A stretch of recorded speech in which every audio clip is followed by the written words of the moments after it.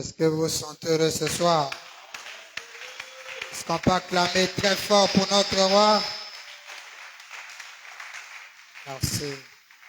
Il est merveilleux, n'est-ce pas?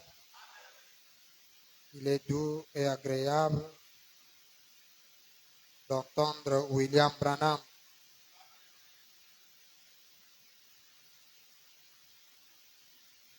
Nous allons prendre nos écritures toujours dans Éphésiens 6, le 11e jusqu'au 12e verset.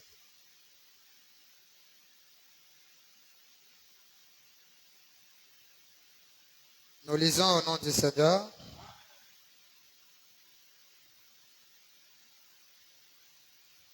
Revêtez-vous de toutes les armes de Dieu afin de pouvoir tenir ferme contre les ruses du diable. Car nous n'avons pas à lutter contre la chair et le sang, mais contre les dominations, contre les autorités, contre les princes de ce monde de ténèbres, contre les esprits méchants dans le lieu céleste. Amen. Vous pouvez vous asseoir. Dernièrement, nous avons eu un mauvais sang. Et j'espère qu'aujourd'hui, nous avons vérifié le sang est bon. Amen. Une fois de plus, que le Seigneur Branham vous bénisse. Sans plus tarder, nous allons rentrer directement dans le message. Mais avant de toucher l'aspect d'aujourd'hui, j'aimerais un peu faire une récapitulation. Amen. Notre sous-thème, c'est la sorcellerie. Sorcellerie. C'est deuxième. Sorcellerie africaine.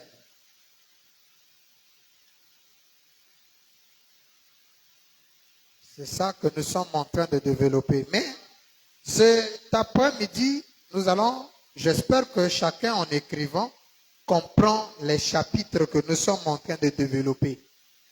Nous avons d'abord parlé de la démonologie, des démons, différence entre les démons et les sorciers. Nous avons montré ce qu'étaient les sorciers.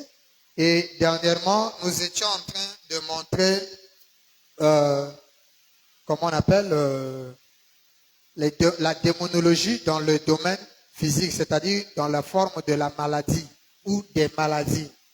Alors, ce soir, nous allons étudier encore une forme de possession démoniaque dans un autre aspect.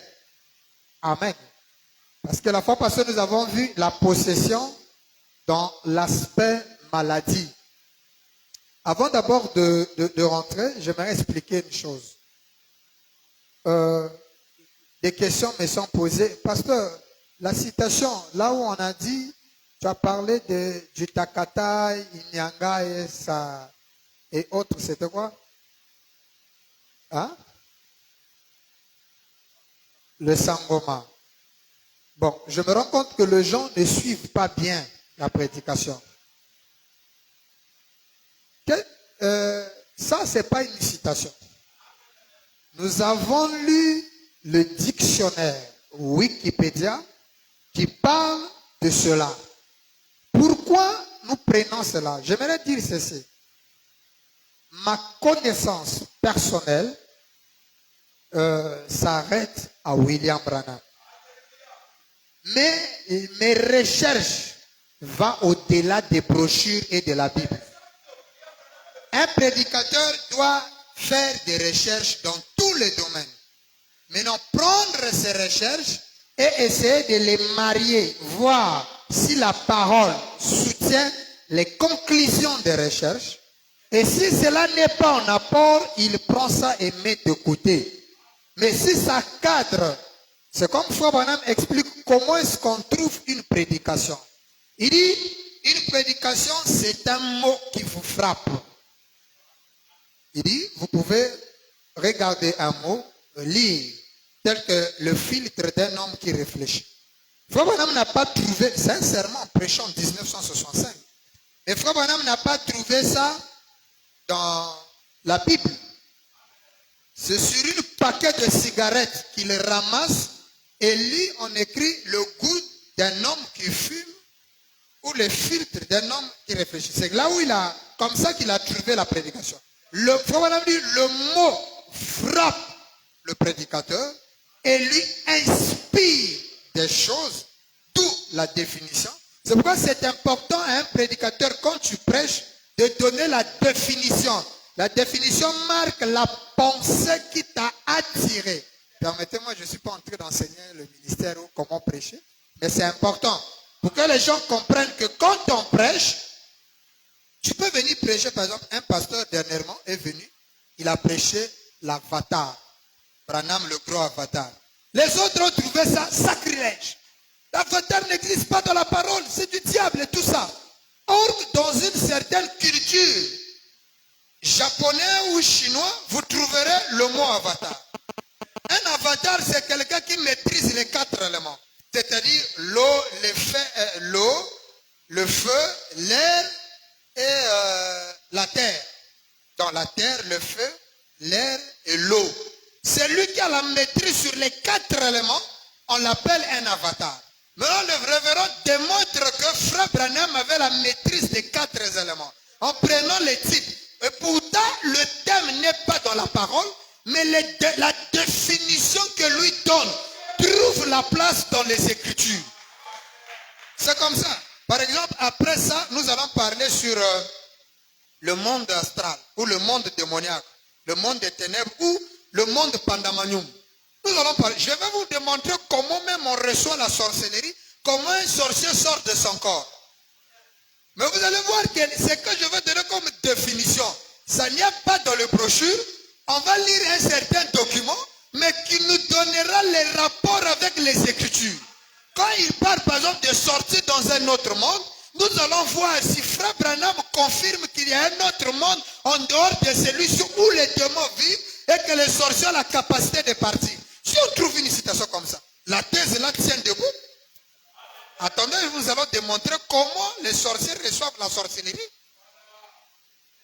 Comment on est sorcier, comment on reçoit la sorcellerie, comment on peut t'accorder cela et comment la sorcellerie peut partir de quelqu'un. Nous allons voir ça. Pour ça, ne vous en faites pas. Parce que la grande question, c'est, pasteur, maintenant, comment est-ce qu'ils sortent de leur corps? Nous allons étudier. Vous allez voir qu'on sera obligé d'étudier le corps à laquelle ils sortent. Est-ce que le message ne nous a pas parlé de corps? Si. Alors nous allons découvrir quel est le corps qu'eux utilisent. Vous voyez? Tout ça, nous allons découvrir ça avec la parole. Mais allons-y d'abord dans le fait. Donc, du coup, Frère Branham, l'écriture qui nous amène à étudier le takata, tout ça là, c'est parce que Frère Branham fait allusion ou parle de la sorcellerie africaine. Nous avons lu 2 citations là-dessus. La première, c'était dans la communion, le paragraphe 52. La communion de 58. Frère Branham parle de la sorcellerie ou des sorciers africains. Alors, Frère Branham, en parlant de sorciers africains, en tant qu'Africain, je dois connaître de quel type de sorcier Frère Branham parle. En cela, je dois me référer à la culture africaine pour détecter de quoi est-ce que Frère Branham parlait. Et c'est là où nous avons découvert qu'il y a différents types de sorcellerie, de sorciers. Amen.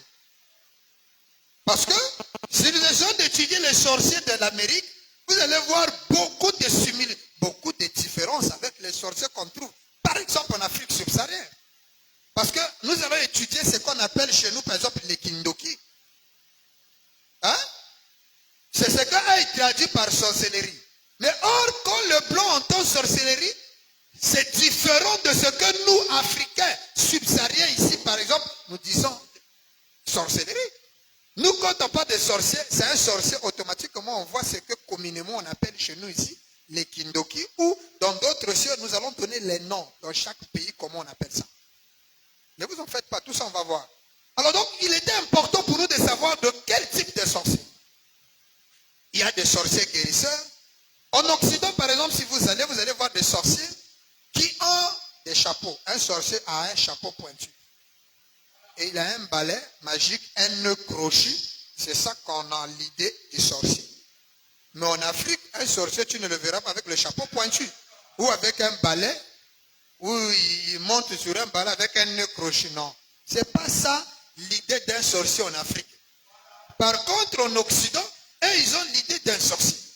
Quand on va aller en Asie, quand on va dire le sorcier, l'Asiatique va te montrer le sorcier d'après lui.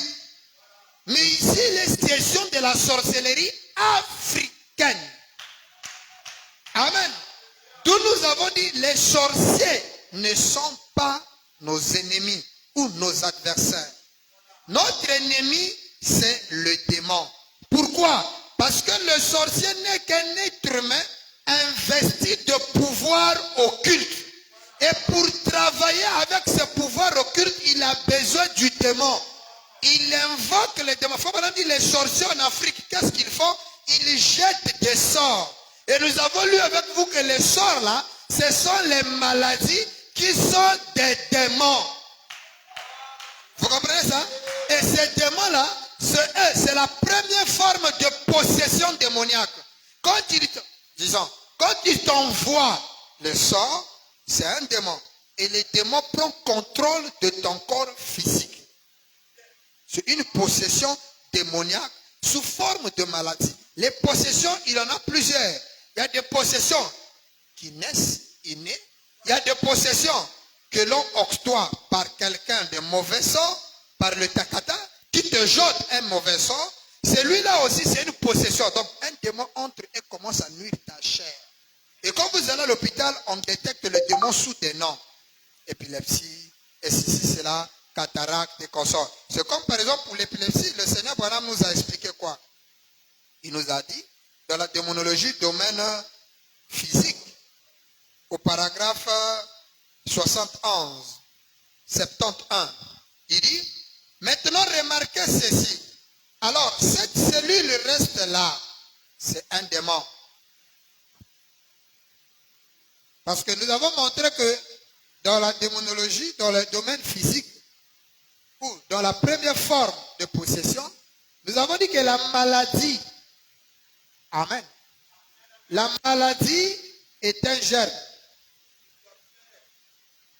C'est un germe. Et le germe là, c'est une cellule. Cellule de vie, voilà. Merci Frère Bouillon. Cellule de vie qui en forme est un démon. Ce démon-là est sous forme de germe. Quand il rentre, il détruit une partie du corps. Et il commence à ranger les cellules. Et Branham dit, il se développe dans l'être humain comme le bébé se développe dans une femme. Et comment il fait? Il se multiplie de cellules sur cellules sur cellules. Hein? Branham dit. Et remarquez, cette cellule reste là. C'est un démon. Et il est en train de construire une vie. Il prend de l'extension. Se développe de plus en plus.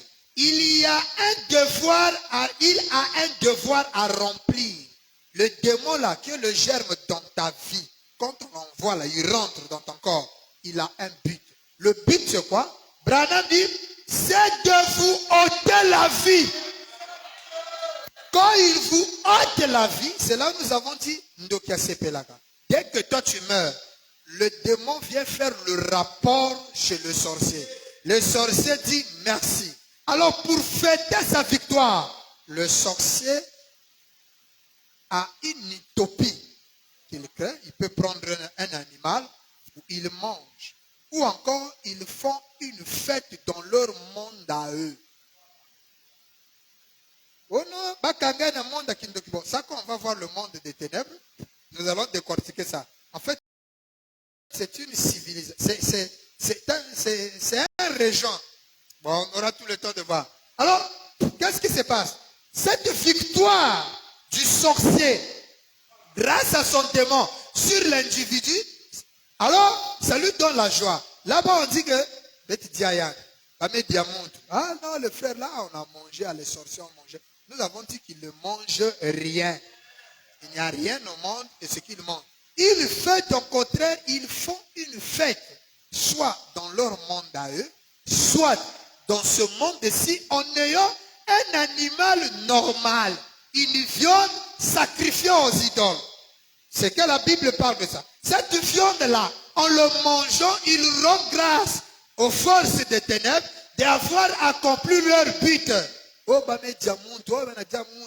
Parce que, par exemple, chez nous ici, vous trouverez dans les marchés, on te dit, là, tu viens, c'est un poisson salé normal. Physiquement, le voit, c'est un poisson. Moi-même, je suis une expérience vivante. J'avais 500, je me suis retrouvé au marché, il y avait des poissons salés, les gros poissons salés là, de thon, poissons salés de poisson thon. Alors, c'était écrit 200. Je donne 500 pour le poisson. La maman là me regarde, il me dit, tu ne peux pas acheter ça. J'ai dit, mais tu es en train de vendre ce 200, moi j'ai 500, compter, il va me rester 300, tu vas me remettre l'argent. Il dit, tu ne peux pas acheter ça, il faut partir avec tes 500. Je dis, oh, cette chose-là, donne-moi, moi c'est ça que je veux. J'ai insisté. La maman aussi a insisté. Alors il y a une dame qui passait, qui nous a regardé, il m'a appelé à côté, il dit, papa, si quelqu'un ne veut pas que tu achètes chez lui, il faut être intelligent. Va. Je me rappelle, je n'étais même pas encore prédicateur, même pas interprète encore. Il dit, papa, il faut partir. Quand on te dit tu ne peux pas acheter, c'est que tu ne peux pas acheter ça. Maintenant, en partant avec la dame, c'est la dame qui m'explique. Il dit, il y a des choses que tu regardes dans le marché. Si on t'interdit, c'est parce que toi, tu n'as pas des yeux, tu ne peux pas acheter ça. Celui qui est composé en voyant la chair, il va dire, c'est la chair, il comprendra que c'est leur chair à eux. Sacrifié. Donc, il verra une identification sur le poisson salé qui montrera que c'est noir. Nous, les bleus, là, si tu prends un poisson salé comme ça, tu manges ça, tu n'auras rien. Parce que tu as Dieu dedans. Ça ne va rien te faire. Tout ce que ça peut produire, c'est peut-être un diarrhée. Tu vas faire un écoulement. Ou tu manges ça, il n'y aura rien. C'est pourquoi il est écrit, tout aliment, dit les Écritures, il faut le prendre avec action de grâce. Il faut toujours remercier Dieu sur chaque chose que vous achetez. Parce que ce qui est sûr, tout ce qu'on achète là, qui sont naturels, a des connexions spirituelles. Amen. Il y a des choses, même les habits. Il y a des habits que tu achètes, l'habit là a une connexion. Dès que tu le portes, le démon qui... Mais il peut rentrer automatiquement. C'est comme un monsieur qui nous faisait un témoignage, il nous disait, parce que vous voyez, tu vas porter par exemple le nom, tu portes un t-shirt qui porte le nom d'un démon. Dès que l'esprit là voit là, ça signifie que tu es son agent, automatiquement il vient auprès de toi. Parce que c'est un appel que tu fais. Et il y a certaines possessions qui nous sont dues par nous-mêmes. Tu es là, chaque fois tu insultes ton enfant, fou. Tu es en train d'appeler la folie sur l'enfant. Tu es idiot. L'idiotie qui est dormait, quand il entend ça, automatiquement il vient. Et là, le sorcier ne devient pas ta grand-mère, mais c'est toi le sorcier. Tu ensorcelles toi-même ton enfant. C'est pourquoi nous avons dit, un vrai pasteur n'est pas là à dire c'est ta mère, c'est ton oncle, c'est ton oncle. Nous, on combat le démon et non la chair et le sang. C'est ce que nous avons expliqué. Donc, vous voyez par exemple l'épilepsie là, son but c'est quoi? C'est de vous détruire. Écoutez votre vie. Amen. C'est pourquoi nous avons vu l'aspect de la maladie. Maintenant, en voyant cet aspect, nous avons montré un détail très important. Puisque la maladie est un démon, toute maladie, on a lu Frère Branham, ce sont des démons. Maintenant, quand ces germes-là, ces démons-là entrent en vous, c'est pourquoi vous allez vous rendre compte qu'aucun médecin ne peut te guérir. Non. Frère Branham dit ceci, démonologie, domaine physique. Vous écoutez ça? Amen. Écoutez William Branham. Est-ce que quelqu'un est en train de comprendre? Merci. Le grand Bill dit ceci. Démonologie, domaine physique.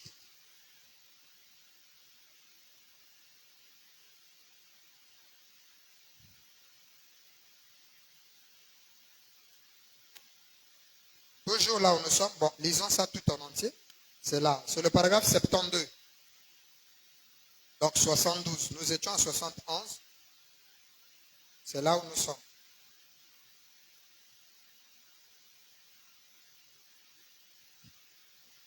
Merci. Voilà. Il dit, pour ôter votre vie, c'est pour ça que le diable l'a envoyé, pour abréger vos jours à moins de 70 ans. Donc les démons sont là pour abréger vos jours. Beaucoup de choses, vous allez le comprendre quand nous parlerons du deuxième monde, ou le monde des ténèbres. Vous allez comprendre l'abrégiation des jours et tout ça là. Même les pactes, vous allez comprendre tout ça là. En tout cas, ce chapitre-là, je ne sais pas si vous êtes en train de comprendre. Nous étions dans le chapitre sur les maladies. Aujourd'hui, nous allons ouvrir un autre chapitre sur la possession. Toujours, les maladies là, ce sont une possession. Possession démoniaque. Le sort des sorciers. Qu'est-ce que les sorciers font? Ou le contact des sorciers avec les démons. Ils jettent des sorts. Les sorts là sont des maladies. Et nous avons vu, comment on appelle, le lundi, nous avons vu comment est-ce que ces maladies là sont des démons dans des chairs.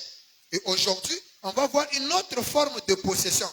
Cette fois-ci, c'est une possession en forme, pas comme maladie, mais comme comportement ou habitude. Que Dieu nous accorde le temps de le voir. Mais nous faisons une récapitulation parce que nous n'avons pas eu un bon sang dernièrement. Frère Branham dit 72. Bon, je tire mon chapeau à tous les médecins. Oui, messieurs. Tous ceux de la médecine, que Dieu vous bénisse. Ouais, que Dieu bénisse notre frère Samédé, notre doc, parce que Branham bénit les médecins. Nous aussi, nous lui bénissons. Pour l'aide qu'ils ont apportée aux gens, c'est tout à fait juste. Qu'est-ce que vous feriez sans elle, la médecine? Dans le monde d'aujourd'hui, qu'est-ce qu'on pourra faire sans médecin? Branham dit, je remercie Dieu pour la médecine. C'est là où même Frère Branham dit, si une femme peut travailler, la médecine il peut faire. En dehors de ça, une femme ne peut rien faire d'autre comme travail. Nous allons arriver, quand on va voir le foyer, vous allez vous rendre compte que beaucoup vont regretter d'être dans des couples. Nous allons étudier dans le foyer, nous allons voir le travail de la femme. Je serai dur, direct. Et après ça, on prendra des décisions très fermes. Parce qu'il faut qu'on vous explique ce qu'est le foyer. Pressé quand je veux me marier, si tu sais ce qui t'attend dans le foyer. Une soeur m'a dit, quand c'est comme ça, il faut nous apprendre déjà. Pour qu'on sache que mieux vaut rester pour moi célibataire. Parce que quand j'écoutais quelqu'un qui dit que je veux me marier, mais moi mon argent donné à un mari, je ne pourrais jamais donner. Cette soeur-là n'est pas prête pour aller dans un couple. Elle ne doit pas se marier, elle doit rester célibataire. Être femme ne veut pas dire tout le monde que vous allez vous avoir l'âge de se marier. Madame Dieu ne veut pas dire que vous devez vous marier. Non. Mais il y a de grandes femmes aujourd'hui, même c'est vrai son propre enfant, il n'arrive pas. Il a besoin d'un babysitter ou de ses soeurs pour sévrer son propre enfant. Mais une femme comme ça, vous l'appelez au nom, elle a la maternité. Quelle maternité? La maternité, c'est une vertu, ce n'est pas donner à toute femme qui met au monde. Non. Il y a des célibataires, mais qui ont la maternité. La maternité, ce n'est pas mettre au monde, c'est une vertu. Virginité, maternité, féminité, ce n'est pas physique, ce sont des vertus. Oh non, moi je suis encore vierge, j'ai la virginité. Quelle virginité là?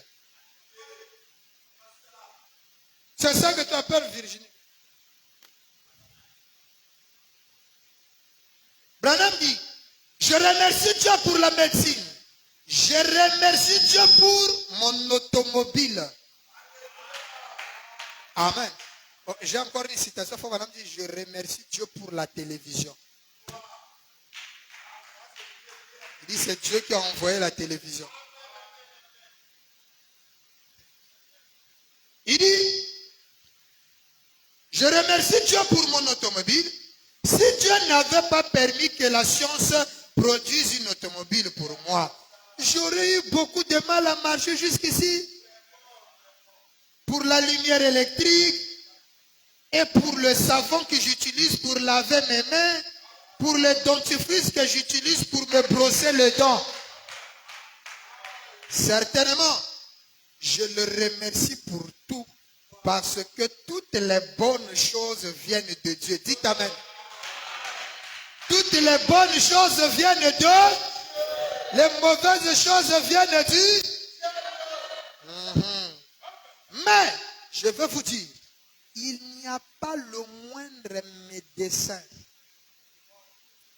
qui ait jamais guéri aucune maladie. Et pas un seul médecin. Ah, excusez. Je veux vous dire, il n'y a pas le moindre médicament qui puisse guérir. Il dit, il n'y a, excusez, 73 ou 72. Mais je veux vous dire, il n'y a pas le moindre médicament dans tout l'univers qui ait jamais guéri aucune maladie. Donc, aucune maladie n'a été guérie par les médicaments. Oh non, j'avais le palu, je bus le quoi? Le chloroquine, le molécule, je ne sais pas quoi, les artémétères, les lifontaires, et j'étais guéri. Branham dit, c'est mensonge. Aucun médicament n'a guéri une maladie. Pourquoi? La maladie fait partie de la 4e dimension. Mais je vais changer ça. La maladie ne fait pas partie de la 4e dimension, ça fait partie de la 5e dimension. Nous allons étudier ça. Alors, la maladie est un démon. Comment un médicament a le pouvoir de chasser les démons? C'est impossible. Aucun médicament ne peut chasser un démon. Ça n'existe pas. Est-ce que quelqu'un peut me donner un amen? Mais non, si tu crois ça, pourquoi il y a des feuilles dans ta maison contre les démons? Oh non, le bois la chasse les démons. Les feuilles la chassent les démons. On te dit, aucun médicament peut guérir une maladie. Pourquoi? Les maladies sont des démons. Les feuilles ne guérissent pas les démons. D'ailleurs, les Inyanga, qu'est-ce qu'ils font? Les Inyanga sont des tradis praticiens qui guérissent par des plantes, mais qui contactent des démons. C'est-à-dire que les démons leur apprennent la guérison par les feuilles. Oh non, tu prends le bois là. Excusez mes frères qui me suivent, parce que tous qui me suivent n'écoutent pas mon dialecte. Alors, donc je disais, tu prends un petit bois. Oh non, le bois là chasse les démons.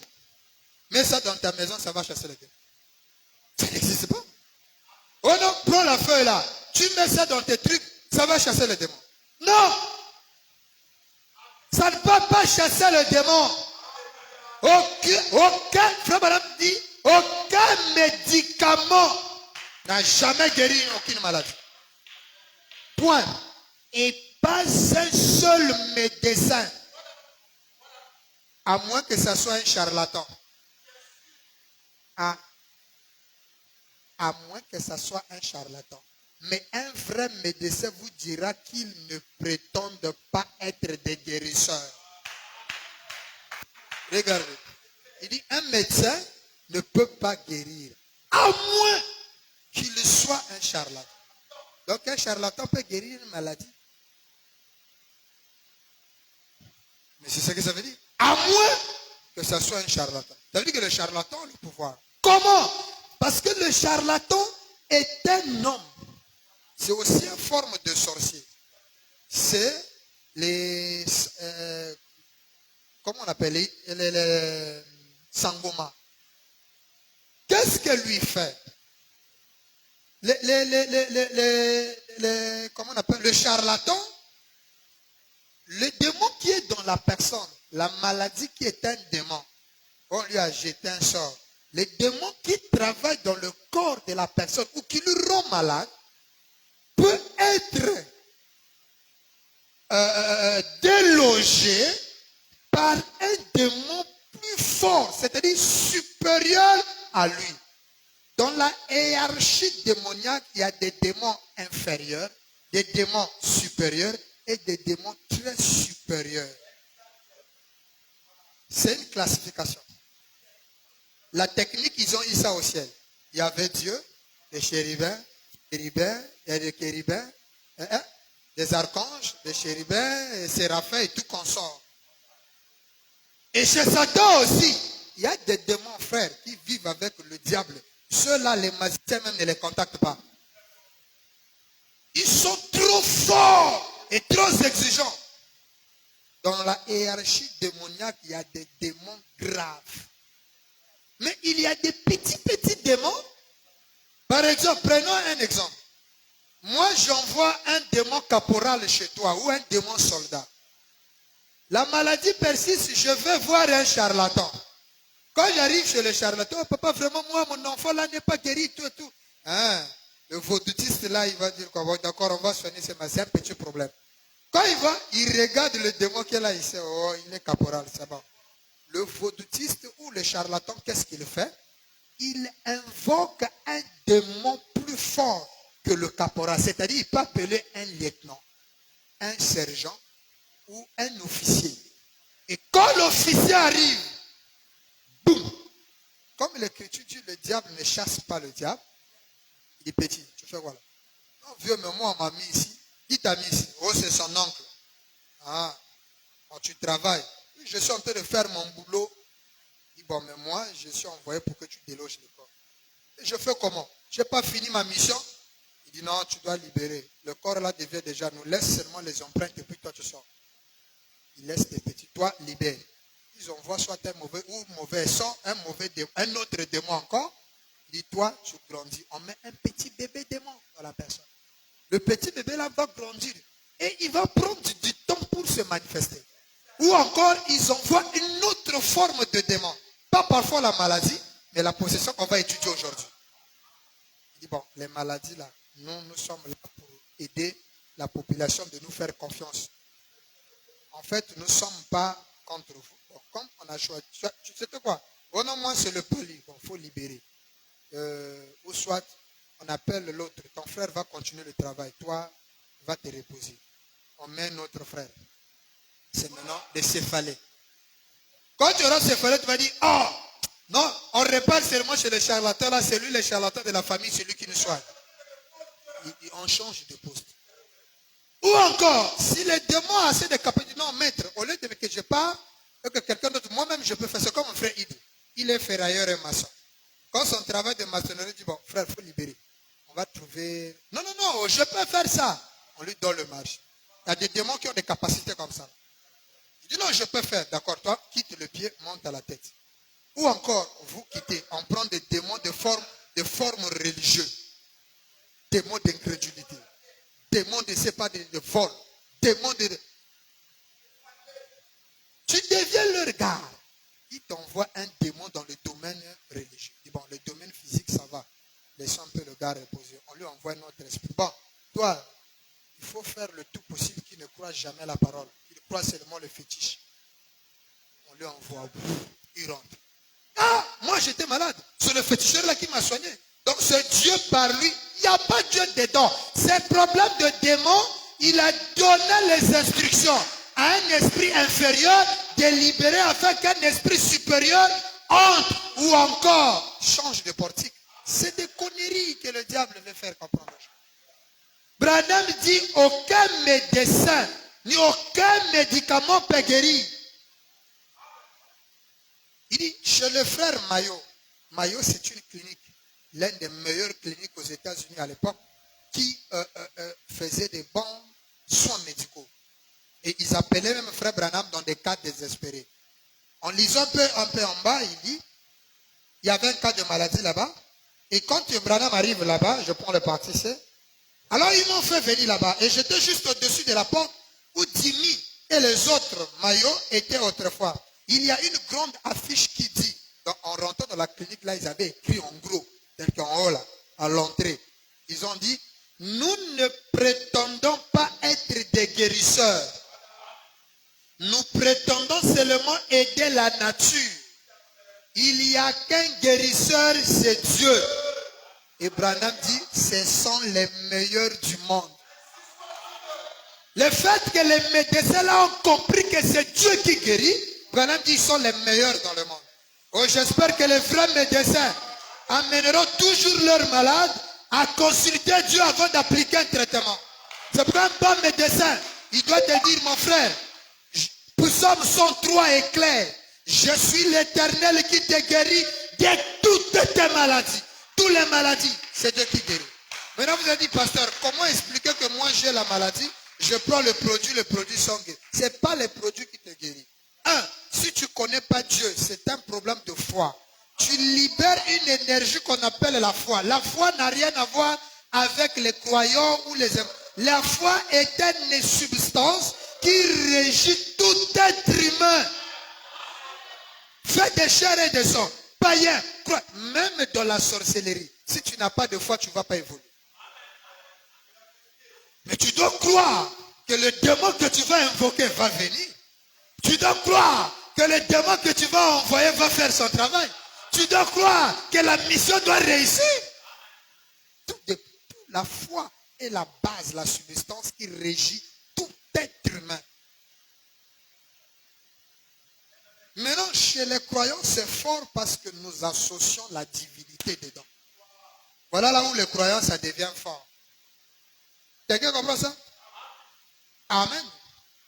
Alors, quand vous dégagez votre foi, est-ce que vous comprenez? Parlons dans le cas de la guérison divine. Quand on prie, le démon lui parle. Mais quand le démon parle, qu'est-ce qu'il fait? Le démon, en partant, il ne laisse pas le corps normal.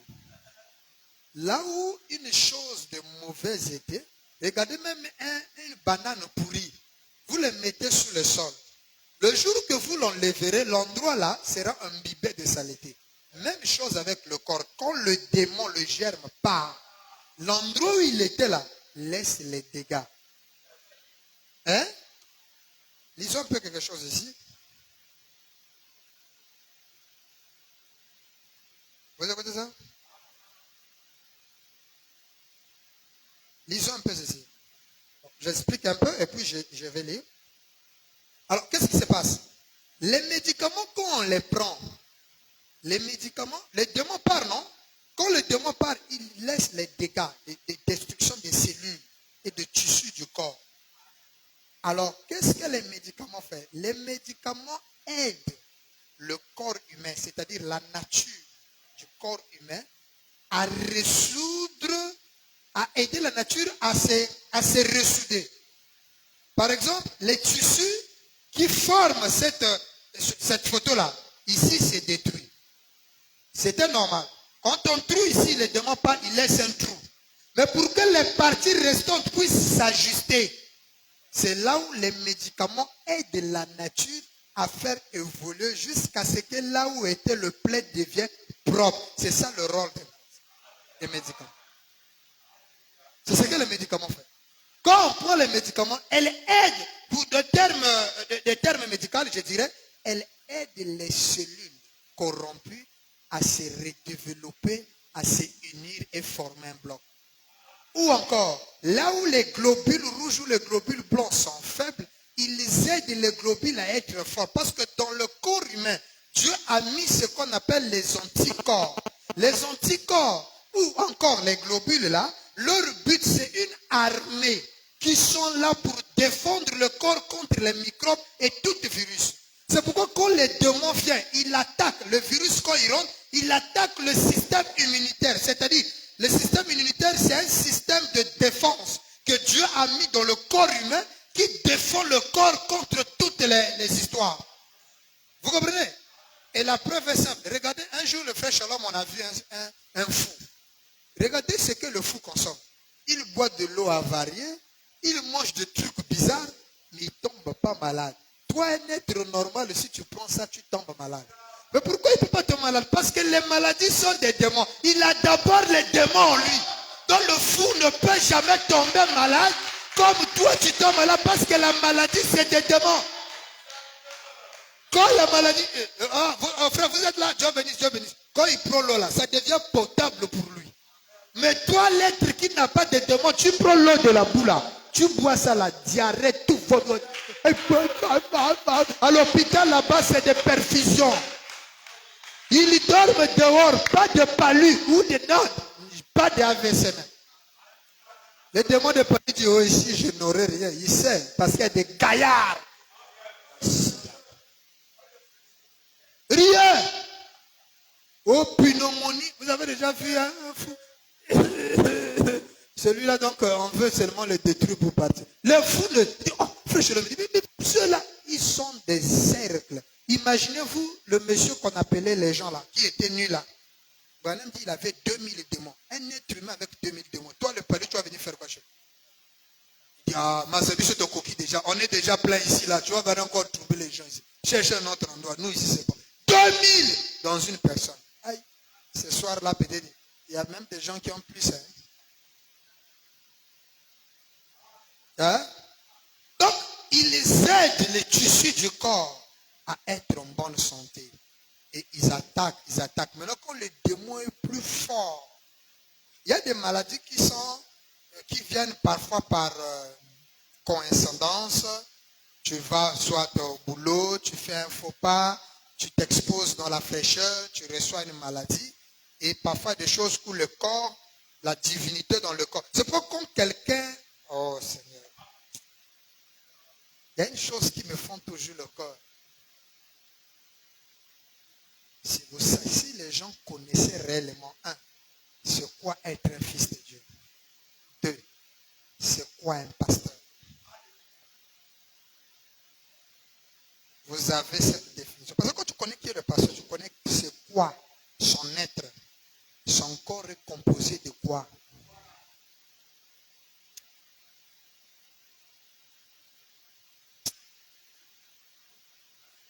Il y a des choses que surtout les femmes de prédicateurs qui font quand je reste calme, je les observe, je dis donc il ne faut pas épouser un prédicateur quand tu ne sais pas de quoi, où est-ce que tu t'engages. C'est pourquoi, révérend, là, il faut prendre tout ton temps. Je te permets de fréquenter même 50 femmes. Pendant au moins même 5 ans. Prends ton temps. Jusqu'à ce que tu trouveras celle qui te ressemble. Qui connaît de quoi un homme de Dieu a besoin. Le caprice ministériel. Vous imaginez qu'Élisée, en l'enterre, Élisée n'avait pas, il n'avait que la double portion de lien. Il n'avait pas la rédemption dans sa totalité, dans sa joie. Pas de titre de propriété incontestable. Pas de plénitude de divinité en lui. Pas de 7e sceau, ni la vertu de 7 honneurs. Frère Branham dit, il n'avait pas la gloire que nous avons.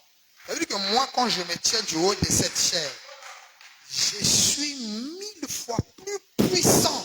Permettez-moi de vous dire, Moïse.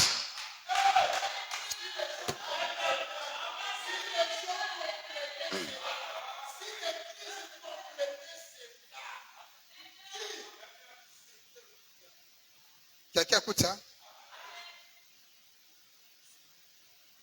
Pasteur B. La présence que nous avons aujourd'hui.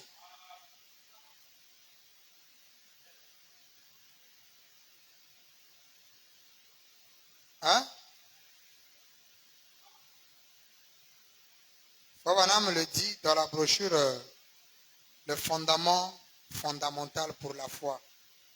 Nous sommes en 1955, je crois.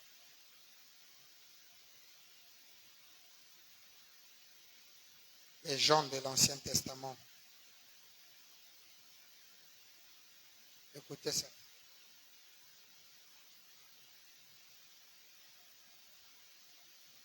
Il faut qu'on lise ça. 23. prêché le 13 janvier 1955. Et vous, oh Seigneur, vous savez pourquoi ces choses-là, même la guérison divine, il faut connaître qui est le pasteur. Nous avons lu ça. Hein?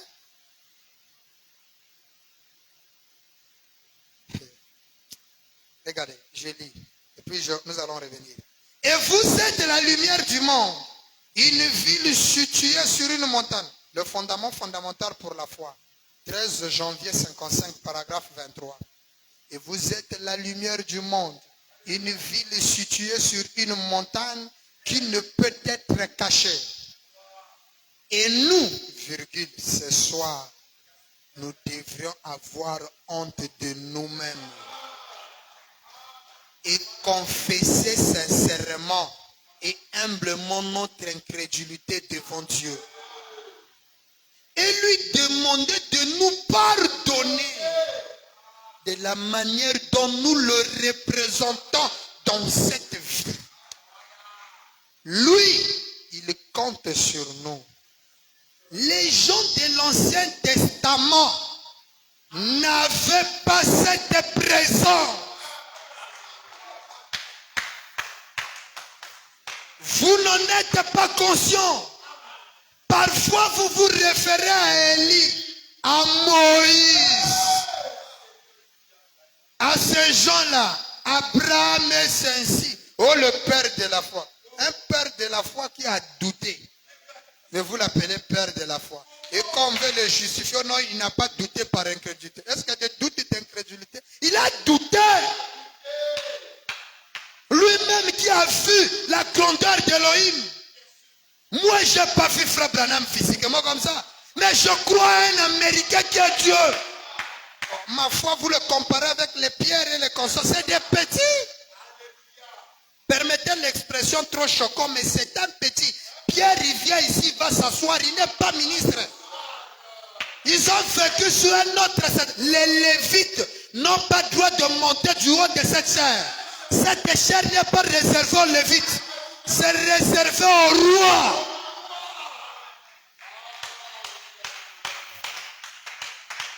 Je disais à un frère, oh non, du haut de ma chair, le pasteur divorcé ne peut pas monter, tout ça. Je dis, bon, tu as raison. Les chairs des églises, ils ne peuvent pas monter. Mais les chairs des royaumes, tu vas demander à un roi qui divorce avec sa femme ne monte pas. C'est quoi cette histoire? C'est un roi, il a des honneurs.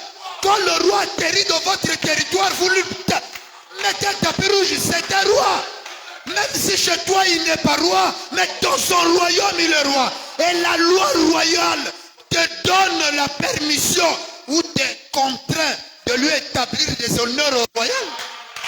S'il est divorcé ou s'il est comment, ça ne te regarde pas. Tu honores l'office royal. Il est venu, tu le donnes. Il parle au nom de son royaume. Je représente le roi un tel de tel royaume. Je viens pour tisser des relations avec votre royaume pour les échanges de tissus. Moi, je fabrique la soie chez moi. Vous fabriquez par exemple la teinture. Si on peut s'accorder, on peut faire un bon système de commerce. Nos bateaux transiteront par vous. C'est des accords au royal. Et dans notre espèce, nous avons une mission d'amener les gens à adorer Frère Branham. Si le roi l'a divorcé, c'est lui et son royaume. Si dans son royaume on l'accepte comme ça là, certes, dans les principes de votre royaume, peut-être qu'il ne peut pas diriger, mais donnez-lui les honneurs dû à un roi. C'est les lois des églises. C'est pas nous, on n'est pas une église, nous sommes un royaume. Dans les églises, c'est là où on trouve des pasteurs qui sont polygames ne peuvent pas prêcher d'après leur doctrine à eux. Les pasteurs divorcés. Nous ici, là, tu divorces, tu montes. Si tu es ministre, tu montes. Qu'est-ce que les femmes ont à voir avec le ministère? Nous, on ne croit pas que la femme est liée au ministère. La femme accompagne le ministère, mais elle n'est pas liée. D'ailleurs, Frère Branham dit si une femme naît avec un ministère, dès qu'il se marie, ça lui quitte. Mais pourquoi ça quitte la femme? Parce qu'il n'y a pas de lien. Donc je peux chasser ma femme, pas je prêcherai. C'est pourquoi le révérend Lassie prêche la parole. Sa femme est dehors et il prêche. Il prend un autre, il met dans la maison, ça ne marche pas, il fout dehors, il prêche. Nous, c'est le message qu'il lui transmet. Nous, on s'en fout de ça. C'est à lui et Dieu de régler. Est-ce qu'on est là pour contrôler les gens? Ça, c'est des conneries de la bassesse. Comme quelqu'un évolue dans la révélation, ces choses-là, il met ça de côté. Frère Branham dit, l'homme a le droit de se remarier. Il a prêché mariage et divorce. Le divorce existe. Tu la mets dehors et tu remplaces un autre. Vous voulez l'interdire? Vous savez sous quel principe il a mis sa femme dehors? Ou sous quelle condition il se retrouve dans l'état de divorce? Et vous voulez le priver de donner l'évangile à quelqu'un? Montrez-moi une doigt qu'un divorcé n'a jamais gagné une âme pour Dieu. Et que Dieu dit que non, toi je ne te reçois pas comme tu as été gagné par un divorcé. Combien de prédicateurs qui se vantent là sont des divorcés? Ils n'ont jamais promis aux filles de leur épouser. Hein? Quand tu promets une femme de l'épouser, vous êtes liés. Tu es marié. Vous êtes des vrais adultères même dans vos pensées. Des pasteurs adultères du haut de la chair. Tu es sur ta femme mais tu penses à la sœur Brigitte. Tu es conscient de Brigitte est plus belle que ta femme. Et quand tu es sur ta femme, tu penses, mais tu es un adultère. Tout homme qui n'a pas de pensée fixée sur sa femme quand il est au-dessus de lui, c'est un adultère. Tu es sur ta femme, tu penses à une autre. Tu es un adultère. Les adultères n'hériteront pas le royaume de Dieu. L'adultère, ce n'est pas la polygamie, c'est deux choses différentes.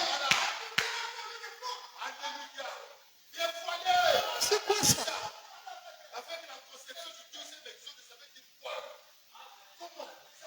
Si un prophète peut épouser deux fois une prostituée maître au monde et vous l'appelez homme de Dieu, moi je suis deux fois. Et on dit que l'Ancien Testament est l'ombre. Ça veut dire que si l'ombre a bougé comme ça, la réalité, vous voulez l'interdire de bouger? C'est quelle ombre ça? C'est quelle ombre qui bouge à la réalité, elle ne bouge pas? L'ombre avait 1000 femmes. Et vous voulez faire comprendre que la réalité doit avoir une seule femme. Ça c'est des doctrines sataniques ça. C'est une forme de possession aussi. C'est démoniaque. Polygamie, les sœurs qui combattent la polygamie, je vous dis ce soir, vous êtes possédés des démons. Vous avez pour sémence le diable. Et je vous maudis au nom du Seigneur Branham. Frère Branham me dit dans l'absolu, toute petite chose qui vous écarte de la parole de Dieu, maudissez-la. Donc je maudis ces doctrines qui sont contre la parole. J'ai la citation noir sur blanc. Frère Branham dit si quelque chose vous éloigne de la parole écrite, maudissez ça au nom du Seigneur. Donc je maudis ces démons-là. Oh le pasteur qui a maudit, je ne te maudis pas toi, je maudis le démon qui est en toi. Frère Branham parle de la polygamie, toi tu es contre ça. Tu vois plus que c'est le diable qui est en toi. Toute la causerie que tu as, polygamie, polygamie, polygamie. Donc c'est toi qui as fait sortir ça dans les brochures. Hein? Tu es même poli, tu ne comprends pas que tu as possédé des démons. Donc moi, vous pensez que c'est de notre propre vouloir qu'on monte ici. Attends, si j'ai besoin d'une femme, je vais l'acheter une femme. Si on parle de la polygamie, c'est la parole. Vous pensez que la polygamie, c'est le sexe? Si toi, tu fais des caprices avec ton sexe, là-bas, c'est moins cher. Hein? Oh, un bon garçon comme moi, tu penses que moi, je peux traîner dehors? C'est quoi cette histoire? Ah, des conneries comme ça, il ne faut plus accepter ça. Ou tu crois pas, tu sors de ma maison, incrédule comme ça là. C'est quoi? On va voir ça, les possessions démoniaques. On doit vous délivrer. Vous avez des démons. Pas un démon, mais des démons. Frère Branham a souffert pour prêcher mariage et divorce. Et il vient dire, la polygamie est dedans toi. Il dit, l'homme peut, mais la femme ne peut pas. L'homme peut comme David, comme Salomon. Toi tu dis, non. Vous les sœurs là, nous allons vous lire cela. Une femme est capable d'amener des millions d'âmes en enfer. Elle le répète. C'est-à-dire que s'il y a 10 garçons, le nombre que nous sommes comme ça là, s'il faut chercher les démons dans chacun de nous, vous allez voir que les sœurs ont plus de démons que les frères. Des canaux récepteurs des démons. C'est pourquoi il te faut être régénéré.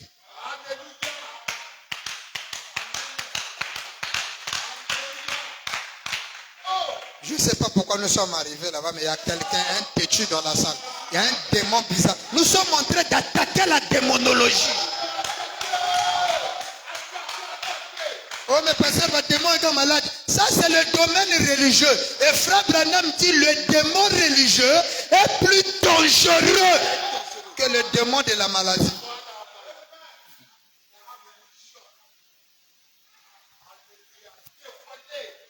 Parfois, vous vous référez à Élie, à Moïse. Moïse et Élie, ces hommes-là, c'était. Respectons Frère Branham. Respectez Frère Branham. Branham ne dit pas ce sont des hommes de Dieu. C'était des grands hommes à leur époque. Ordonnés de Dieu. Mais ils n'avaient pas cependant pas le privilège que vous aviez. Ils n'avaient pas ce privilège. Il ne leur a pas donné la puissance d'accomplir comme vous en avez reçu chacun de vous qui est en Christ.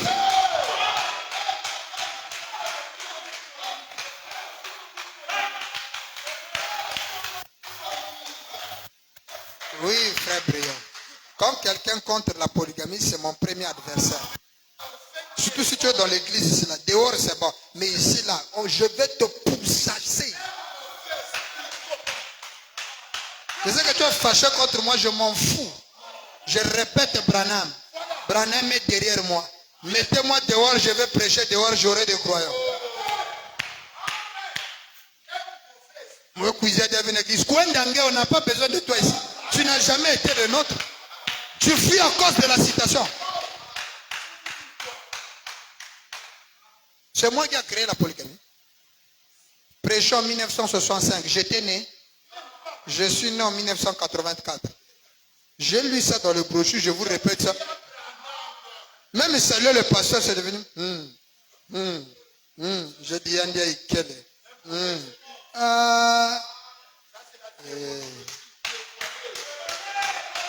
C'est la possession démoniaque.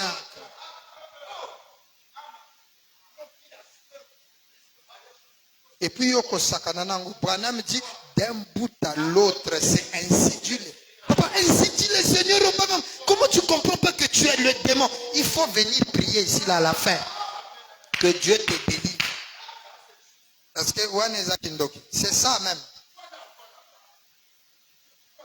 Ça c'est la démonologie domaine donc sorcellerique, satanico, diabolico, infernalique.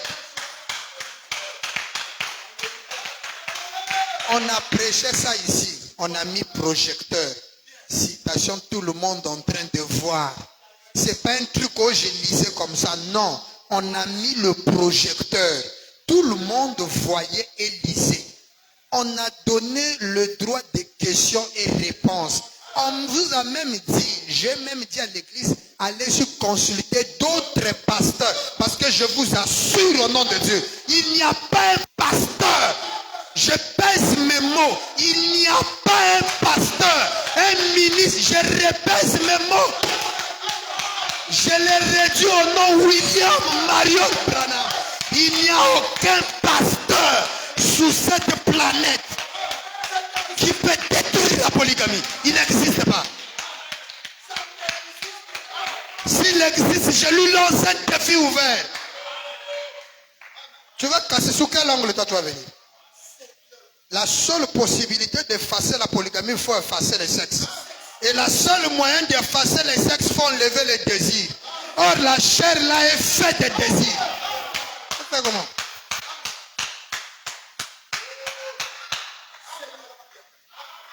Quelqu'un écoute ça? Les démons ont chaud aujourd'hui. Les religieux là, vous êtes calmes. Quand on attaque les maladies, vous vous dormez. Réveillez cela.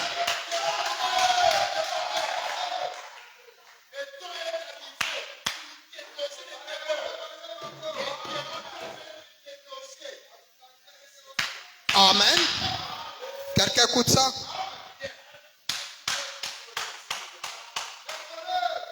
Là où tu ne comprends pas, il faut te taire. Si toi, tu commences à voir que tu es plus spirituel que moi, Frère Branham te donne le droit de quitter l'église. Non, le pasteur ne devait pas faire ça comme ça. On écoute trop de conneries. Oh non, la polygamie, c'est pour les jeunes, nous les... Oh, la génération montante, et c'est bon, les sœurs Becky et... Tu n'es pas malade, par exemple. Il faut maintenant dire, il y a deux choses. Soit tu es malade, ou tu as des démons, ou tu as reçu une mauvaise éducation. C'est ça. Tu ne comprends même pas. Donc, pour toi, la polygamie, tu penses que c'est simplement avoir 1000 femmes. La loi du sexe, c'est par la polygamie. Tu mets ça où? La seule citation là me suffit pour croire que c'est la parole. Maintenant, si ton mari veut prendre, tu veux lui mettre le para pour moi. Oh non, si le pasteur croit ça. C'est pourquoi ils se sont battus pour que ma femme ne croie pas ça. Sœur Meda, si tu acceptes, tu ouvres la porte. Nous autres là, on va, parce qu'ils ont déjà eu peur que leur mari, si tu traites mal, maman, n'attendez seulement que Dieu ouvre les portes à vos maris. Vous devez remercier même Dieu qu'il n'y a pas vraiment de jeunes sœurs ici. Ou sinon, on parlerait déjà de 4 qui ont... Vous ne savez pas comment il vient pleurer, vieux, mais il n'y a pas de sœurs, il n'y a pas... S'ils étaient ici là. Toi, il faut seulement prier Dieu qui va y accater. Ils arrivent. Et Dieu aussi va te confondre. Une sœur va quitter Kinshasa et une sœur ici venir dans l'église. Comme toi, les jeunes sœurs d'ici là, tu vois, ah, sœur, non, lui, ça va pas trop marcher. Pas de problème. Dieu va t'envoyer quelqu'un. C'est la doctrine de notre église. Mes frères, toi comme moi, moi, c'est ce que nous on croit. Mais je ne maîtrise pas tellement ça, donc je n'en parle pas. Tu te tais. Et ça, ce n'est pas un péché. Neville est resté dans l'église de Branham pendant 17 ans. Il n'a jamais quitté Frère Branham, alors que lui croyait qu'on doit baptiser les gens au nom du Père, du Fils et du Saint-Esprit. Mais Frère Branham dit non, le baptême c'est au nom de Jésus. Mais ça n'a pas dit, bon, comme Frère Branham ne croit pas comme moi, je vais l'église. Frère Branham vient prêcher seulement le baptême au nom de Jésus. Neville est là, ne croit pas ça. Mais Frère Branham prêche ça. Frappe toute personne, regardez les déclarations, qui sont baptisées en dehors du nom de Jésus-Christ. C'est un baptême adultère. Par conséquent, Neville a un baptême adultère, mais il est là à l'église. Lui, qu'est-ce qu'il faisait? Il priait. Il disait, Seigneur, c'est toi qui m'as envoyé. Ce problème aussi, c'est ça. Tu es venu ici parce qu'on t'a poussé. Si tu m'avais choisi comme ton pasteur, tu dirais à Dieu, Seigneur, c'est toi qui m'as envoyé dans l'église. Maintenant, on commence à croire la polygamie. Moi, je pense que ce n'est pas la parole. Mais puisque je crois que l'homme là a un don, il a un ministère, tu es le seul qui peut le faire comprendre que c'est faux. Et que si c'est vrai, permet qu'un jour je croie ça comme lui. Si c'est faux, permet qu'il puisse. C'est comme ça que raisonne quelqu'un qui a le Saint-Esprit. Tu cherches le Saint-Esprit, voilà la preuve. Si tu n'as pas ça, toi là, tu n'as pas le Saint-Esprit. Tu ne peux pas être sauvé toi-même. Et vous allez voir quand on va étudier le monde des ténèbres, d'où viennent vos esprits là. Tu vas te rendre compte que toi aussi tu es un sorcier qui se camoufle. Je termine avec l'écriture ici. Frère Branham dit, revenons, il dit les maladies, finalement on ne va pas toucher l'autre partie de possession, mais déjà vous avez compris le domaine religieux. Nous verrons ça le vendredi. Ce soir, notez ceci. Chaque maladie qui entre dans le corps humain est un démon. Là, nous sommes montés de traiter. Frère Branham a prêché la démonologie, le domaine physique et le domaine religieux. Et le domaine religieux, c'est là où je viens de toucher un peu là sur la Ligue Apo là. Parce que c'est l'actualité qui fait rage. C'est une affaire déjà close. Toi, tu continues encore à faire des guerres à ton mari à la maison. Toi, là, donc toi. C'est quoi même une soeur qui s'oppose à son mari comme ça? C'est vraiment soeur que vous êtes impoli jusqu'à... Ah, non. Même le frère ont de réfléchir comment t'acheter une robe, tu t'opposes à la parole. Ça lui démoralise. Les 5000 qu'il avait cachés là, il va acheter des biscuits avec, il mange ça. Mais c'est comme ça. Même chez Dieu, quand Dieu a dit à Israël, vous serez 400 ans, vous allez sortir. L'incrédulité a fait quoi? Dieu a dit, je retiens ma liberté. Il leur a ajouté 40 ans. C'est la même chose. Hein? Un homme, la polygamie, c'est parole. C'est prouvé dans la Bible et dans le message. Ça est là. C'est humain. Tu ne peux pas enlever ça. Même si c'est pas démon. Hein? Polygamie, c'est pas démon. Démon, c'est contre polygamie. C'est ça qui est démon. Si tu connais un pasteur qui peut casser ça, il faut l'inviter. Moi-même, là, je vais payer une mission. On va passer à la télé. Face à face. Vous aurez pitié du monsieur. Nous sommes prêts. Je suis en direct. Le monde entier me suit. C'est pourquoi les vrais pasteurs, quand ils regardent, ça c'est un terrain dangereux. Ils disent, Bill, moi, ils ont vu le moyen Loba, Pomer Napalais, Kangé Kachi, Badi Megoela. Et qu'est-ce qu'ils font? Ceux qui combattent la polygamie, il faut leur voir le ravage qu'ils font de sœurs dans le monde. Hé, papa, oh, l'église n'en comptons pas. Maintenant, l'Ibanda. Bana, bana, ba bota, bota, bota, bota, bota, bota, bota. Ba frère nde ba joa ba zenywan. Les frères assurent les intérims là-bas. Mais c'est la grossesse du pasteur. Les bras droits des pasteurs là. Si on prend tous les bras droits du pasteur, on les lit comme ça là. Mais quand besoin de la vérité. Frère, vous serez surpris. Comme le pasteur ne peut pas l'avorter, il envoie le frère.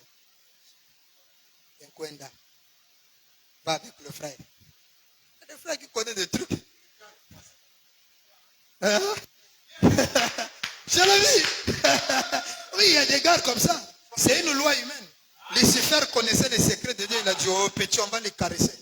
On va les terrasser, on maîtrise ses facettes. Mais n'oublie pas, hein, ce qui a causé la chute de Lucifer, c'est qu'il pensait tout connaître de Dieu. Or Dieu avait même... quand il te montre tout cela, il avait caché un truc. Et quand Lucifer attaque Dieu, Dieu fait sortir le truc, Lucifer me s'y met. Heureusement qu'on fait tout cela dans les Écritures. La meilleure manière d'éviter le désordre là, c'est rentrer là. Vous allez vous rendre compte, j'ai même lu une écriture très grave. Frère Branham dit, on va lire ça le vendredi, je vous donne déjà le goût. Frère Branham dit, quand on prêche la parole et que quelqu'un s'oppose à la prédication et sort, il dit, je ne mettrai plus pied dans cette église, je sors. Frère Branham dit, qu'est-ce qui peut faire ça? Il dit, c'est la possession démoniaque dans l'individu. Il dit, même si on marche contre ta doctrine, ne sors jamais de l'église. Reste là, attends le culte fini et sors. Si tu sors à la minute, Branham dit, tu as un mauvais esprit. C'est une puissance démoniaque. C'est une possession. On va terminer. Je termine avec ceci. Nous avons lu ça dernièrement, sur ta parole. Je ne sais, il faut que ça soit sincère vis-à-vis de ceux qui tiennent devant moi. Maintenant, vous savez, sur ta parole du 5 mars 48, nous avons lu ça dernièrement. Il dit, ces maladies sont des démons. Vous les appelez le cancer, la pneumonie, la tuberculose. Jésus les a appelés démons. Maintenant, tout le monde sait que le mot démon signifie un tourmenteur. Non pas qu'il tourmente votre âme, non. Vous êtes libérés de cela par celui qui te prêche la parole. Le pasteur est le libérateur des âmes emprisonnées par les mauvais esprits. Le paragraphe 44, partie C.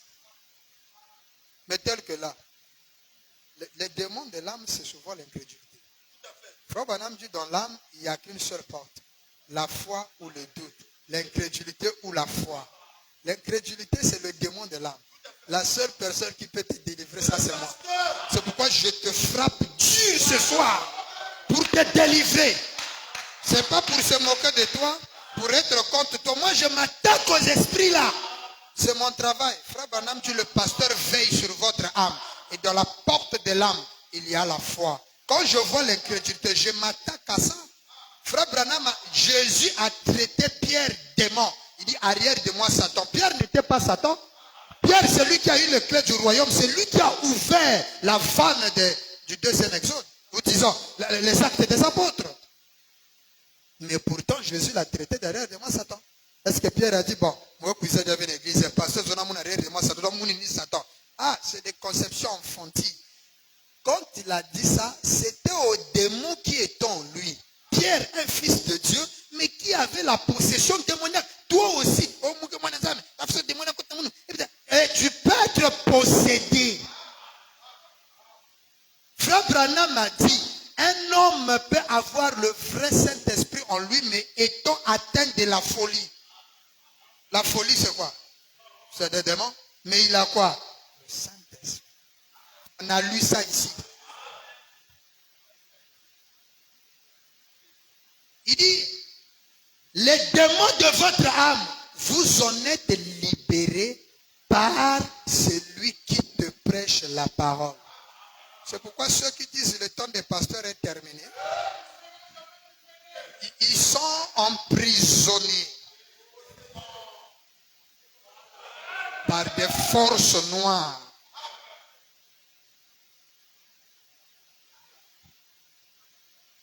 Branham pose la question, n'est-ce pas vrai? Je ne suis pas venu pour ça. Je ne suis pas pour cela. L'âme, ça ne me regarde pas. Je ne suis pas un prédicateur. Je suis venu pour la guérison de votre corps. Frère Branham vient pour effacer les maladies du corps. Il dit de l'âme. C'est pourquoi quand tu es malade dans ton corps, tu invoques Grand Bill. C'est Branham qui gère les problèmes des maladies du corps. On a lu Frère Branham. C'est lui. Mais de l'âme. Pasteur, moi je vois que ma marche spirituelle, mon âme, je n'ai plus la force que j'avais autrefois. C'est le pasteur. Il faut venir voir le pasteur. C'est moi qui va te délivrer de ça.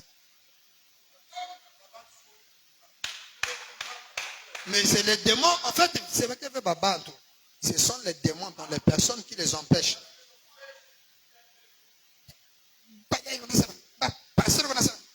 Dans l'ici, là, vous trouvez des langages. C'est des langages qu'on trouve dehors. Ça fait quoi au milieu de vous? Pasteur, chez nous ici, on parle pas mal d'un pasteur.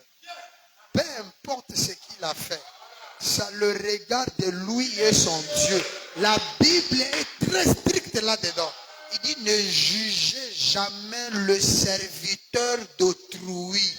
Laissez son maître le juger. Je vais prêcher sur ça. J'ai une prédication qui est venue. Frère Branham dit, ce que fait les serviteurs de Dieu, c'est Dieu. Si Dieu va les détruire, frère, ma ministère qui va détruire, non. Aucun homme sur terre peut détruire un ministère donné par Dieu. La seule chose qui peut détruire un ministère, c'est la parole elle-même. Un homme, tu vas publier ça. Ça n'ôtera jamais le ministère. D'ailleurs, mais maintenant, si frère Ndumba, c'est maintenant que Pascal tu verras que ceux que tu informes là vont encore s'attaquer à toi. Et le gars continue à prêcher. Et après, tu vas encore revenir. Pasteur, priez pour moi. Il faut qu'on te rebaptise d'abord. Pourquoi un homme peut détruire le ministère? Attends, il faut être sorcier. Même un sorcier ne pourra pas. Un don que Dieu a mis dans l'individu. Toi, tu sors de ne sais pas d'où. Avec les plaisants de la chair, tu penses que tu peux. Bon, les Éphésiens 4 peut-être.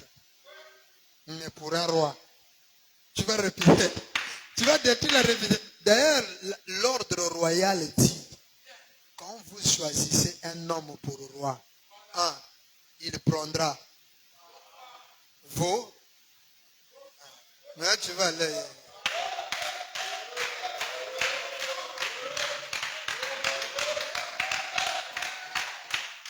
Amen. C'est les Écritures.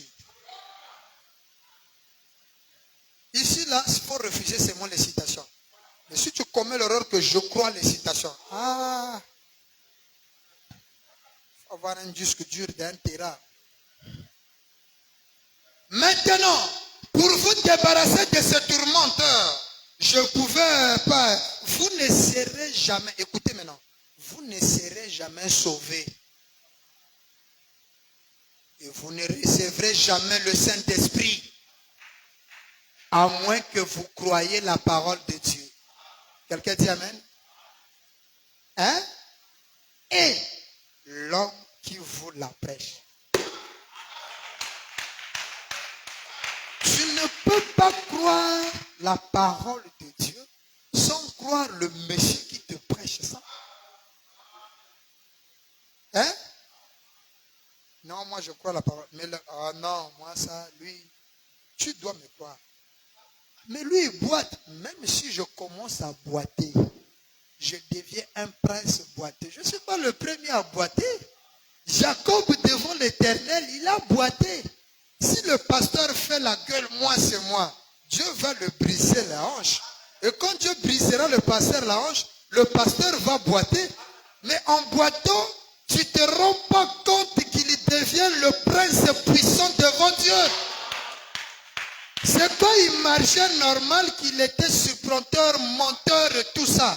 Mais quand il rencontre la colonne de feu doit lui briser la hanche. Et quand la hanche est brisée, la personne commence à boiter. Pourquoi? La hanche appartient à Dieu. Ça veut dire, Seigneur, je suis un homme. Il doit boiter pour montrer sa simplicité. Nazamoto. Mais on est un homme, c'est un prince. Comprenez la Bible. Jacob, supplanteur, il combat avec Dieu, il devient le prince Israël, qui veut dire prince puissant devant Dieu, mais un prince boiteux. Et Branham dit, Jacob, c'est le type du temps de la fin. Vous ne pouvez pas être sauvé et recevoir le Saint-Esprit si vous ne croyez pas la parole de Dieu et l'homme qui le prend. Ça veut dire que pour ton salut, tu as besoin de Bible. Si tu n'as pas besoin de Bible, tu as besoin de l'assis. Si tu n'as pas besoin de l'assis, tu as besoin de pasteur intel, de pasteur intel et de pasteur intel pour pouvoir obtenir la vie éternelle. C'est carré. Pourquoi? Parce que Frère Branham me dit, oh my, et Branham dit, n'est-ce pas vrai? C'est ainsi que vous recevez la guérison de la même façon. Donc le démon reconnaîtra le talent dans l'homme. C'est pourquoi d'autre part il est écrit dans Jacques, si quelqu'un est malade ou a un tourment, qu'il appelle l'ancien. Et l'ancien c'est le pasteur. Et que l'ancien prie pour vous. Car la prière fervente du juste a une grande efficacité.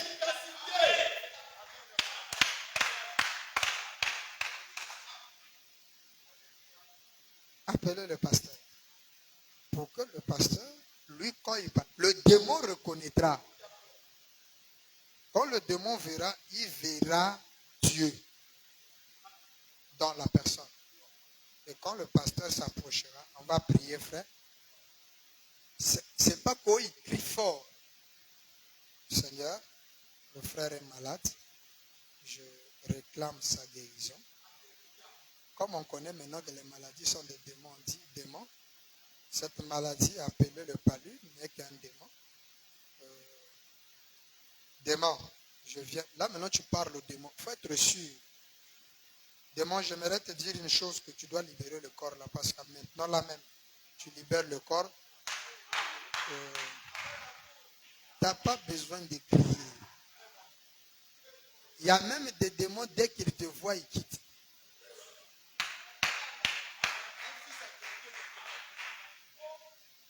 Une maison hantée, dès que tu mets le pied, tous les démons vident la maison. Tu n'as même pas encore prié, ni même dit bonjour, ta présence.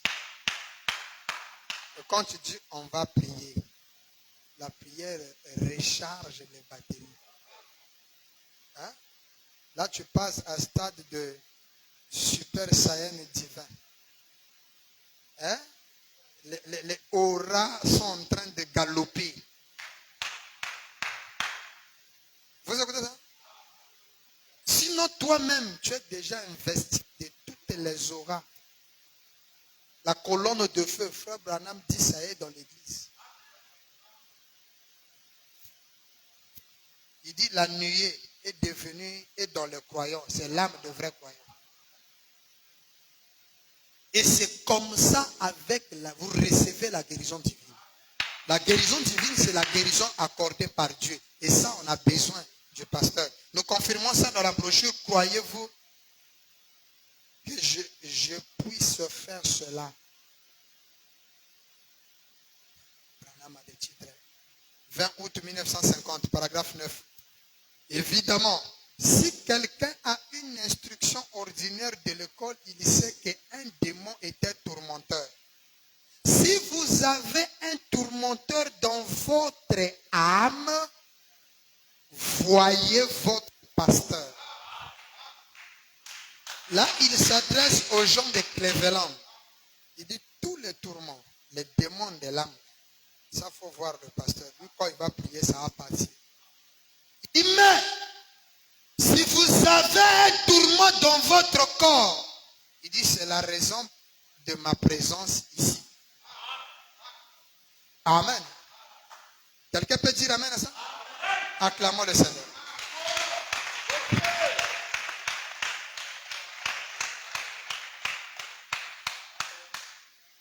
Vous savez pourquoi vous avez acclamé le Seigneur? Parce que je vais introduire un élément encore qui va aller.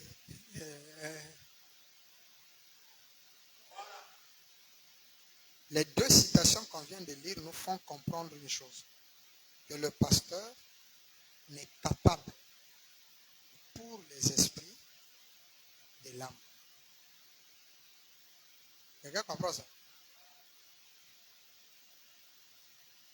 Mais déjà la première écriture introduit un élément très dangereux. Elle dit, je suis venu pour la guérison de votre corps, a dit Frère Branham. Là, je suis dans la brochure sur ta parole. En descendant, il dit, vous ne pouvez recevoir le Saint-Esprit ou être sauvé. Je termine. Hein? On a terminé. Vous ne recevoir le Saint-Esprit ou la parole ou être sauvé à moins de croire la parole et l'homme qui vous la prêche. N'est-ce pas? Il dit, n'est-ce pas vrai? C'est ainsi que vous recevez la guérison, virgule, de la même façon. Ça veut dire que le pasteur aussi a un rôle à jouer dans les processus de la guérison qui consiste au corps. C'est juste parce que Branham est devenu fils de Branham. Voilà la thèse. La thèse est claire. Ce frère Branham qui est la guérison divine. N'est-ce pas? Alors, lui qui guérit au niveau du corps, aujourd'hui, frère Branham est dans un domaine plus élevé. Je commence par le plus bas. 1. Frère Branham est au ciel. 2. Frère Branham est esprit maintenant. 3. Frère Branham habite les cœurs. Et si Branham habite les cœurs, ça veut dire que Branham vit dans des hommes. Donc quand la présence d'un homme loin est en face de toi, c'est la guérison divine ou encore la guérison du corps devant toi. En ce moment-là, le pasteur devient la divinité devant toi. Et s'il devient la divinité, ça signifie qu'il devient le guérisseur. Alléluia. Il devient le psaume 103.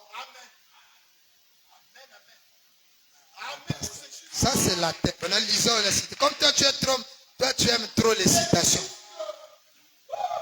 Frère Briand, lui, il aime trop les citations. Donc, on lui donne la citation. Hein, Frère Briand? Et si on ne lui donne pas la citation, il risquera de se fâcher. Frère Jim, on lui donne la citation. Nous, on est devenus des citations vivantes qu'on peut comprendre. Mais pour aider le frère et notre soeur, on doit lire. Dans la brochure, la voie à laquelle Dieu a pourvu pour la guérison. Donc, il y a une voie que Dieu avait prévue pour la guérison. Prêché le 19 juillet 1954, le paragraphe 16. Je lis au nom du Seigneur William Marion. Bien des gens cherchent la guérison dans une mauvaise attitude. Ils viennent avec un mauvais motif. La première chose que devait faire un croyant ou toute personne qui vient chercher la guérison, c'est de s'assurer que son cœur est pur. Tu entends ça? Merci. Et net devant Dieu. Deux choses. Pur et net devant Dieu. Pas pur du corps. Ton cœur est pur. Ensuite, si cette maladie-là persiste, maladie c'est quoi? Démon. S'il persiste, alors vous devez obtenir de l'aide quelque part. C'est-à-dire quelqu'un qui a plus de degrés que toi. C'est scripturel. Tu peux prier pour un mot, ça ne marche pas. Fais appel, c'est un renfort. Hein? On va lire quand on va parler de chasser les démons. Vous allez vous rendre compte que Frère Madame dit quand les démons se rendent compte qu'il va partir, il ne va pas vite. Il fait appel à des renforts, des autres démons pour l'aider à contrer le gars. Il faut appel. Branham dit, maintenant, j'aimerais dire quelque chose que je n'ai jamais déclaré en public. Ah, ça faut écouter ça bien. Il n'a jamais dit ça en public. Fred. Que je n'ai jamais dit en public dans mon ministère. Mais étant donné que cela me vient donc à l'esprit, j'aimerais le dire. Et j'ai évité de le faire. Mais il ne veut pas dire ça, il ne veut pas dire ça, il veut cacher ça. Mais seulement cet après-midi, comme je le vois cet après-midi, nous ne sommes qu'une petite poignée de gens assis ici. Donc, ils étaient peut-être 5 ou 4, une minorité. Voilà, dit, bon, là, je vais dire ça. Mais il savait que ça devait me servir ce soir. Il dit, et nous allons simplement, pour ainsi dire, ôter maintenant nos manteaux. Ah, donc Frère Branham portait un manteau pour parler, mais il ne montrait pas la réalité. Et descendre juste là pour nous parler cœur à cœur les uns et les autres. Donc Frère Branham, quand il prêchait, il avait un manteau. Ça veut dire quoi? Qu'il cachait certaines vérités. Maintenant, quand il voit que les gens sont peu nombreux, il dit, bon, tout longo la veste. Il faut aussi nous trouver le bois là, qu'on met les vestes ici. Déjà, j'ai envie aussi d'enlever ma veste. Il dit, maintenant je vais parler cœur à cœur. Ça veut dire que Branham commence à ouvrir la vérité. Il dit, eh bien, j'ai été embarrassé à cause des gens qui disent, oh, ce guérisseur, ce guérisseur divin. Et franchement, c'est ce qu'ils sont. Comment ça? C'est exactement ce qu'ils sont. C'est là le terme biblique. Ils sont des guérisseurs divins autant qu'ils sont des prédicateurs.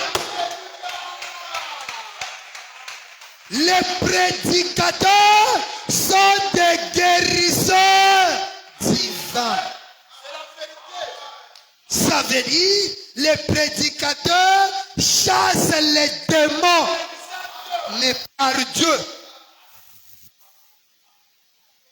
C'est le sangoma de Dieu. Les prédicateurs, c'est des guérisseurs divins. Tu veux la guérison? M'appelle celui qui est ça.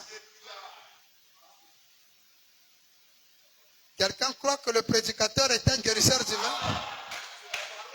Bon, maintenant, comment tu traites le prédicateur quand il est chez toi? Comment tu traites la grâce? Regardez la grâce que tu as. Un prédicateur. Branham dit, tant qu'il est prédicateur, c'est ça. C'est un guérisseur divin. Vous savez que la guérison divine est dans ta maison. Mais tu fais quoi? Pasteur, pasteur cher.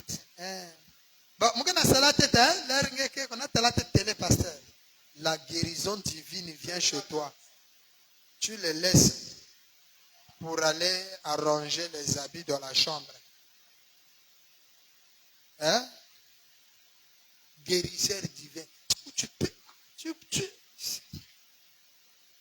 Franchement, ça fait pitié. Est-ce que des gens se rendent compte? Branham me dit, autant qu'ils sont, étaient des apôtres que tout le reste, c'est un don divin qui a été donné à un homme pour rendre service. La guérison divine est un don donné à un être humain pour rendre service. Et ça fait de l'homme là un guérisseur divin. La guérison divine, c'est un homme. Alors, tu as fait quoi? Seigneur, guéris-moi. On a dit, la manière qu'on reçoit la guérison, c'est de la même manière qu'on reçoit le salut et le Saint-Esprit, c'est-à-dire croire la parole et l'homme qui vous la prêche. Pas la parole seule, mais l'homme qui vous la prêche. Pourquoi? Parce que l'homme là est le guérisseur divin. Est-ce que quelqu'un écoute ça? Amen. Donc, le pasteur a la capacité de guérir les malades. Ou encore, chasser les démons. Parce que guérir les malades veut tout simplement dire chasser un démon. Maladie égale démon. Guérir les malades, c'est chasser le démon. Et quand on chasse le démon, après on peut dire, bon, on peut aider la nature. Hein? Prends l'amidol et bois. Pourquoi quand tu achètes les médicaments, tu pries. Même toi qui vends tes produits, en donnant ton produit à ton médecin, à ton malade, tu murmures. Seigneur Branham, que ce produit-là qu'il est en train d'acheter puisse l'aider et que Seigneur, en buvant ça, la puissance du nom Branham puisse apporter la guérison. Et tu peux me conseiller, maman, l'eben que sumba mangam, que noa fokusambila kosi. Parce que n'inzambe que wasisaka. Bamangangia ibit que texlabe nous sommes pour aider nzutu ya van ngolo. Mais sinon, c'est Dieu qui opère la guérison. Amen. Quelqu'un écoute ça? Et ce soir, tu viens de comprendre que le chasseur de démons, c'est le pasteur. Il veut dire guérisseur divin. Que l'Éternel Branham vous bénisse.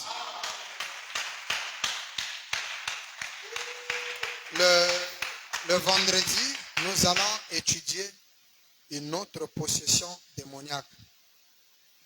Et pas vraiment religieux, mais une autre forme de possession que nous allons étudier par des natures, des comportements, des gestes et tout comme ça.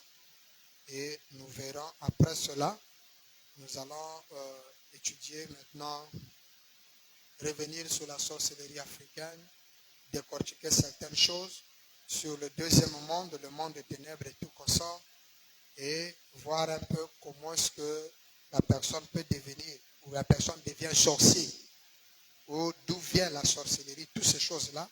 Ce sont des choses que nous devrons comprendre. Frère Branham dit, on doit nous apprendre sur la démonologie et toutes ces choses-là, pour que nous connaissons bien, c'est notre adversaire.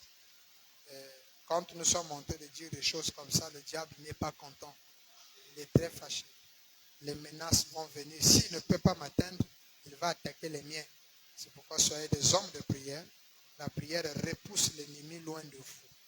Que le Seigneur Branham vous bénisse. Et à tous qui nous suivent, nous disons un grand shalom. Merci. À nous revoir le vendredi.